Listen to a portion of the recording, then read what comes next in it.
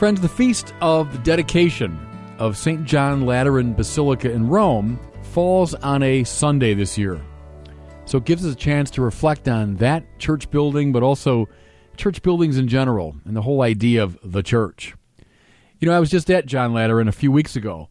I was over in Rome filming for my Catholicism series. I think I've told you about that. John Lateran is a very striking place. It's the mother church of Catholicism. Even more really than St. Peter's, since John Lateran is the cathedral church of the Bishop of Rome. When the Pope takes his position as Bishop of Rome, he takes possession of the cathedral of John Lateran. In the apse of that church, you see the great cathedra, the chair from which the Pope teaches.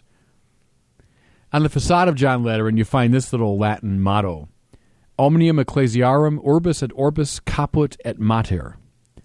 That means, of all the churches of the city and of the world, head and mother. John Lateran is the mother church of Catholicism. Inside, over the main altar, you'll find reliquaries holding the heads of Peter and Paul, the two great apostles who died in Rome.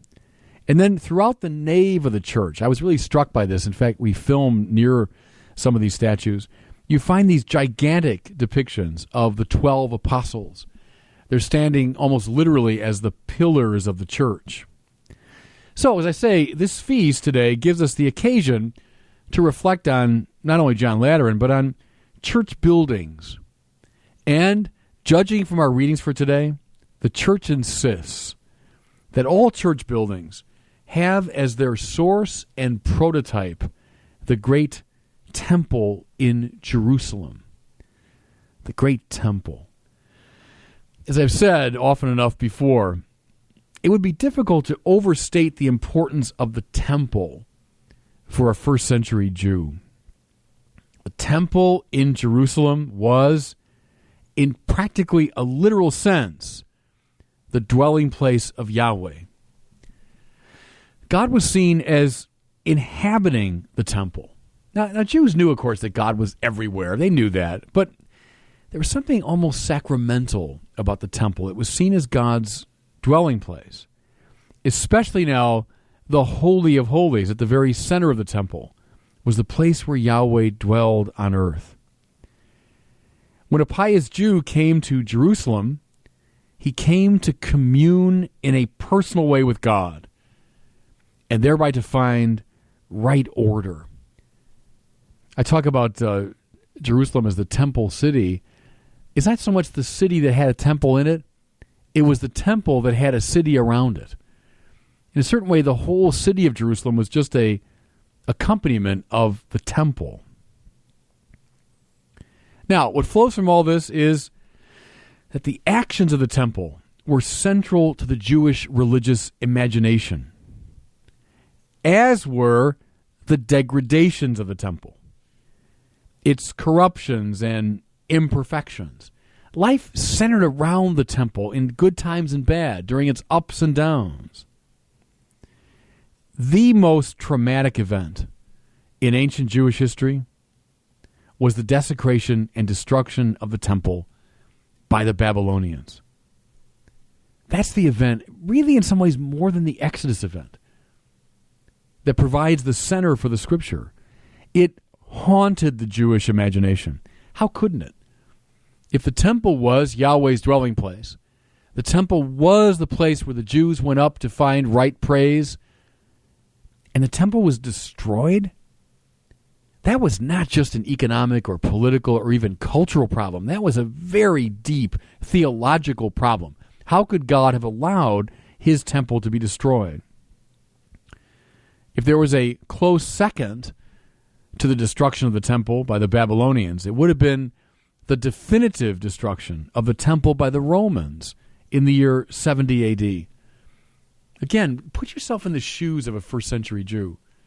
The temple, recently rebuilt, renovated by Herod the Great. And now this temple in 70 A.D. is razed to the ground by the Romans. Again, not just a political and cultural problem. That was a very deep theological problem. How could God have allowed this? has Yahweh abandoned his holy place? Now, it's only against this rich background that we can properly understand our readings for this feast day. First of all, we have this passage from the prophet Ezekiel, and it concerns an extraordinary prophecy. The seer, Ezekiel, said that God had become so fed up with the corruption of his temple that his glory had abandoned it. Now, that's a standard bit of Israelite prophecy, to see the destruction of the temple as the result of its corruption. Because of that corruption, God left the temple. He abandoned it, left it open to its enemies. But then Ezekiel has a further vision. One day, he said, the glory of Yahweh would return to the temple. One day the temple would be cleansed and purified. God would return to it, and on that day, water would flow forth from the temple for the renewal of the world. Remember that beautiful lyrical passage? It's our reading for today. Water flowing forth from the walls of the temple. Now, flash forward about 500 years later to the time of Jesus. As I mentioned to you before many times, one of the great tasks of the Mashiach of Israel, the Messiah, the Christos, was the cleansing and purifying of the temple. Again, they knew the temple had been compromised. They knew that the glory of the Lord to some degree had left the temple. That's why they envisioned the Mashiach, the Messiah, as the one who would come and cleanse it. For only a purified temple would be a place of right praise. Therefore, we should not be the least bit surprised that Jesus, at the very climax of his life, came into the temple and made a ruckus. How that scene haunted the imaginations of the first Christians. It's in all the Gospels. Jesus cleansing the temple, driving the money changers out. He was not simply being a rabble-rouser. It's very important to see that. Not simply being a sort of revolutionary in the contemporary sense. Rather, he was doing what the Mashiach was expected to do. He was pronouncing judgment on the corruption of the temple and attempting to purify it. That's why he says, take these out of here and stop making my Father's house a marketplace.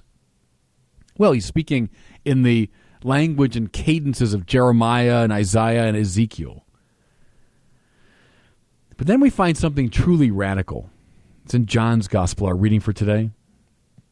When pressed for a sign, how do you justify this act of yours? He says, I will tear this temple down and rebuild it in 3 days. Now, see what this meant for a first century Jew. Jesus was saying, I'm going to act as a one-man Babylon. Babylon destroyed the first temple. Jesus said, I myself in person am going to reproduce the calamity from which Israel had not yet fully recovered. And then, to make it even more dramatic, he said in 3 days he would do of Jeremiah and Isaiah and Ezekiel.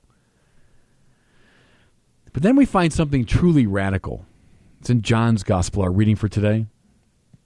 When pressed for a sign, how do you justify this act of yours? He says, I will tear this temple down and rebuild it in 3 days. Now, see what this meant for a first century Jew. Jesus was saying, I'm going to act as a one-man Babylon. Babylon destroyed the first temple. Jesus said, I myself in person am going to reproduce the calamity from which Israel had not yet fully recovered.